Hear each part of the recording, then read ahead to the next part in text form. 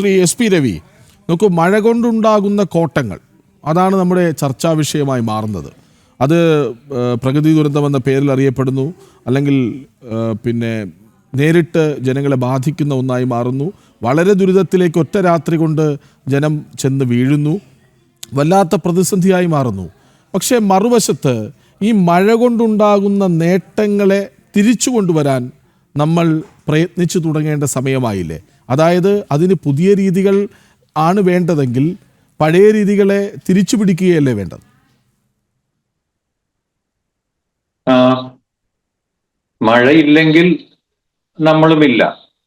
അതുകൊണ്ട് തന്നെ ഈ എന്താ പറയാ, ഈ മഴക്കാലത്ത് ദുരന്തം ഉണ്ടാവുന്നുള്ളതുകൊണ്ട് നമുക്ക് മഴ പെയ്യരുതെന്ന് പറയാൻ പറ്റില്ല. ഈ വർഷം തന്നെ ഒരുപക്ഷെ ആദ്യത്തെ ഒരു ആക്റ്റീവ് സ്പെല്ലാണിത്.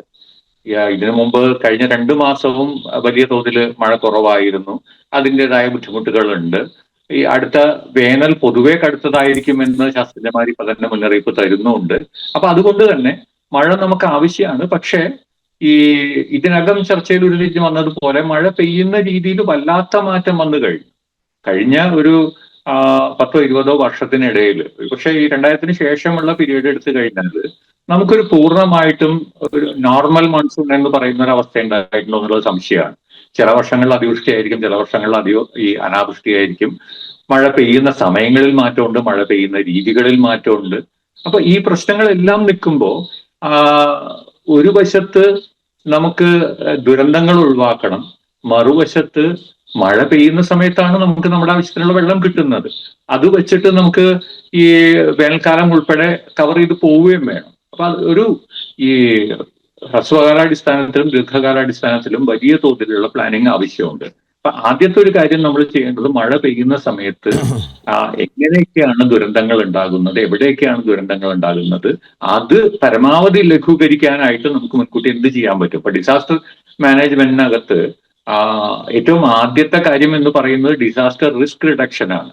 നമ്മൾ ഇപ്പോഴും ചെയ്യുന്നത് ഡിസാസ്റ്റർ റെസ്പോൺസ് വളരെ ഭംഗിയായിട്ട് ചെയ്യുന്നുണ്ട്. അതായത് 2018 പോലും പ്രളയം വന്നതിന് ശേഷം വലിയ തോതിൽ നമ്മൾ എല്ലാവരും ഒരുമിച്ച് ഇറങ്ങുന്ന ഒരു സാഹചര്യമൊക്കെ ഉണ്ടായി. അതിനുശേഷം ആ ഒരു കേപ്പബിലിറ്റി പൊതുവിൽ നമുക്ക് കൂടുക തന്നെയാണ് ചെയ്തിട്ടുള്ളത്. പക്ഷേ ഡിസാസ്റ്റർ റിസ്ക് റിഡക്ഷനകത്ത് ഇപ്പോഴും വേണ്ടത്ര ഒരു ശ്രദ്ധ, അത് കേരളത്തിൽ മാത്രമല്ല കേട്ടോ, കേരളത്തിലെ കാര്യമാണ് നമ്മൾ പറയുന്നതെന്നുള്ളതുകൊണ്ട് അത് പറയുന്നു. ആ ഒരു കാര്യത്തിലേക്ക് ഇപ്പോഴും നമ്മൾ കടന്നിട്ടില്ല. ഇപ്പൊ കഴിഞ്ഞ ദിവസം തന്നെ ഈ വാഗമണ്ണിൽ ഏതാണ്ട് 320 മില്ലിമീറ്റർ മഴ പെയ്തു എന്നാണ് പറയുന്നത്. വാഗമണ്ണിൽ അത്രയും മഴ പെയ്തു കഴിഞ്ഞാൽ അവിടെ മഴ പെയ്തുകൊണ്ടിരിക്കുമ്പോൾ, അതിതീവ്രമായിട്ടുള്ള മഴയാണ് അവിടെ പെയ്യുന്നത്, 1 മണിക്കൂർ കൊണ്ട് ഇത്ര മഴ പെയ്തു, വീണ്ടും മഴ പെയ്തുകൊണ്ടിരിക്കുകയാണ് എന്നുള്ളൊരു ചിത്രം കിട്ടുമ്പോൾ തന്നെ താഴെ പാലയിൽ വെള്ളം കയറാനുള്ള സാധ്യതയുണ്ടെന്നുള്ളത് അവിടെ നിരീക്ഷിക്കുന്ന ആൾക്കാർക്ക് അറിയാം. അപ്പൊ അതിനനുസരിച്ചുള്ള മുൻകരുതൽ അവിടെ എടുക്കാൻ പറ്റണം. ഈരാറ്റുപേട്ടയിൽ അതിനനുസരിച്ചുള്ള മുൻകരുതൽ എടുക്കാൻ പറ്റണം. അതുപോലെ തന്നെയാണ് പമ്പയിലെ കാര്യവും. വടശ്ശേരിക്കരയിൽ ആ മഴ പെയ്യുന്നു എന്നുള്ള ആ ഒരു ചിത്രം നമുക്ക് കൃത്യമായിട്ട് കിട്ടുകയാണെങ്കിൽ അത് എങ്ങനെയാണ്, ആ പെയ്യുന്ന മഴ ഏത് രീതിയിലാണ് പുഴയിലേക്ക് ബാധിക്കാൻ പോകുന്നത് എന്നത് വർഷങ്ങളുടെ നിരീക്ഷണം കൊണ്ട് മനസ്സിലാക്കാൻ കഴിയും. ഇപ്പൊ ജനങ്ങൾ നിരീക്ഷണം നടത്തുന്ന കുറെ സ്ഥലങ്ങൾ കേരളത്തിലുണ്ട്. ഈ മീനച്ചിലാറിൽ ചെയ്യുന്നുണ്ട്, ചാലക്കുടി പുഴയിൽ ചെയ്യുന്നുണ്ട്, വയനാട്ടിൽ ചെയ്യുന്നുണ്ട്. ക്യുസാറ്റിന്റെ ടീം വലിയ തോതിൽ കേരളം മൊത്തമായിട്ട് തന്നെ അതുമായി ബന്ധപ്പെട്ട കാര്യങ്ങൾ ചെയ്യുന്നുണ്ട്.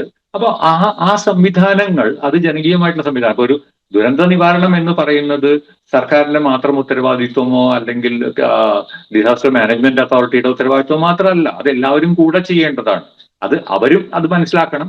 ഈ നാട്ടുകാരെ കൂടെ നിർത്തണം എന്നുള്ളത് ജനങ്ങളും അത് തിരിച്ചറിയണം. പലപ്പോഴും ഈ ഞങ്ങളെ സംബന്ധിച്ച് ഇപ്പൊ ചാലക്കുടി പുഴയില് വെള്ളപ്പൊക്ക സാധ്യതയുള്ള, അപ്പൊ അതിനെക്കുറിച്ച് അതിന്റെ ഒരു നിരീക്ഷണം തുടർച്ചയായിട്ട് ചെയ്യുന്നുണ്ട് ഞങ്ങള്. ആളുകള് ഓരോ സ്റ്റേജ് വരുമ്പോഴും വിളിച്ചു ചോദിക്കുകയും ഇന്നതാണ് സിനാരിയോ എന്നുള്ള നമ്മുടെ ഒരു വിലയിരുത്തല് അറിയിക്കുകയും ചെയ്യാറുണ്ട്. പക്ഷെ ഇത് ചെയ്യുമ്പോൾ അതിന് ആവശ്യമായിട്ടുള്ള വിവരങ്ങൾ കൃത്യമായിട്ട് പലപ്പോഴും കിട്ടാൻ ബുദ്ധിമുട്ടുണ്ടാവുന്നുണ്ട്. ഇത് റെഡിലി ഒരു ഇൻഫർമേഷൻ ഡിസെമിനേഷൻ എന്ന് പറയുന്നത് കൃത്യമായിട്ട്, അത് ഒരു ഡാം തുറന്നു വിടുമ്പോഴാണ് എന്നുണ്ടെങ്കിൽ ആ തുറന്നു വിടുന്നതിന് മുമ്പ് തന്നെ അത് തുറന്നു വിടുമെന്നും, തുറന്നു വിടുന്നു മാത്രമല്ല ഇത്ര വെള്ളം പുറത്തേക്ക് ഒഴുകാൻ സാധ്യതയുണ്ട് എന്നും, അത്ര വെള്ളം പുറത്തേക്ക് ഒഴുകിക്കഴിഞ്ഞാൽ അത് ഇന്ന തരത്തിലുള്ള അവസ്ഥയാണ് ഡൗൺ സ്ട്രീമിൽ ഉണ്ടാക്കുക എന്നുള്ള ഒരു ചിത്രം നമുക്ക് ഉണ്ടാവണം. ആ ചിത്രം നിർഭാഗ്യവശാൽ ഈ 2018 കഴിഞ്ഞിട്ട് ഇപ്പോ ഈ 8 വർഷം കഴിഞ്ഞു, 9 വർഷം ആവും.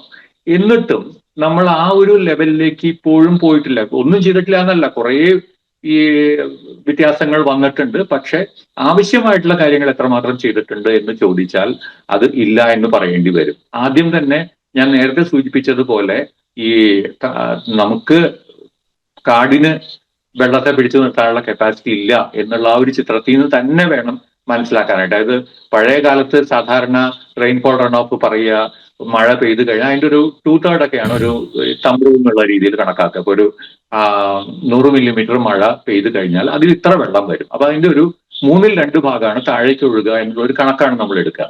പക്ഷെ 2 ദിവസം 3 ദിവസം അടുപ്പിച്ച് മഴ പെയ്താൽ ഒന്നാം ദിവസത്തെ 2ാം ദിവസത്തെ മഴ പെയ്യുമ്പോഴത്തേക്കും മണ്ണ് മുഴുവൻ സാച്ചുറേറ്റഡ് ആയി. അപ്പൊ 3ാം ദിവസം ഈ 100% വെള്ളം താഴേക്ക് വരികയാണ്. ഇത് പക്ഷേ നമ്മുടെ കാൽക്കുലേഷൻസിൽ പലപ്പോഴും ദീപുതന്റെ കാൽക്കുലേഷൻസിൽ പലപ്പോഴും ഇത്തരം കാര്യങ്ങൾ വരുന്നില്ല. അപ്പൊ അങ്ങനെ കുറേ ഈ എന്താ പറയുക ചിത്രങ്ങൾ കൃത്യമായിട്ട് വെച്ച് ഇത് പ്രെഡിക്റ്റ് ഒരു പരിധി വരെയൊക്കെ വെള്ളപ്പൊക്ക സാധ്യത നമുക്ക് പ്രെഡിക്റ്റ് ചെയ്യാൻ പറ്റും. ഉരുൾപൊട്ടൽ കുറെ കൂടെ ബുദ്ധിമുട്ടാണ് കേട്ടോ. ഉരുൾപൊട്ടൽ സാധ്യതയുള്ള സ്ഥലങ്ങളിൽ എക്സ്ട്രീം റെയിൻഫോൾ വരുന്നുണ്ട് എന്നുണ്ടെങ്കിൽ അവിടുന്ന് ആളുകളെ മാറ്റി പാർപ്പിക്കുക എന്നല്ലാതെ അതിനകത്തൊരു ഷോർട്ട് കട്ടും ഇല്ല. കാരണം ഈ അത് വളരെ പെട്ടെന്ന് സംഭവിക്കുന്നതാണ്. വെള്ളപ്പൊക്കം അങ്ങനെയല്ല. ഒരു ഈ എന്താ പറയുക ഡാം ഇൻഡ്യൂസ് ഫ്ലഡ് അല്ല എന്നുണ്ടെങ്കിൽ അത് വെള്ളം കയറി വരാനുള്ള ഒരു മിനിമം സമയമെങ്കിലും നമുക്ക് കിട്ടും. ഏതാനും മണിക്കൂറെങ്കിലും നമുക്ക് കിട്ടും. അതില് നമുക്ക് പല നിയന്ത്രണങ്ങളും കൊണ്ടുവരാൻ പറ്റും. ശരി, ഏതായാലും ചർച്ചയുടെ വേഗം ചിലപ്പോൾ കുറവായിരിക്കാം. പക്ഷെ അതിവേഗം ഭരണാധികാരികളുടെ മുന്നിലെത്തിക്കേണ്ട പല പല പോയിന്റുകൾ രൂപപ്പെട്ടു വരുന്നുണ്ട്. അതിൽ വളരെ സന്തോഷവുമുണ്ട്.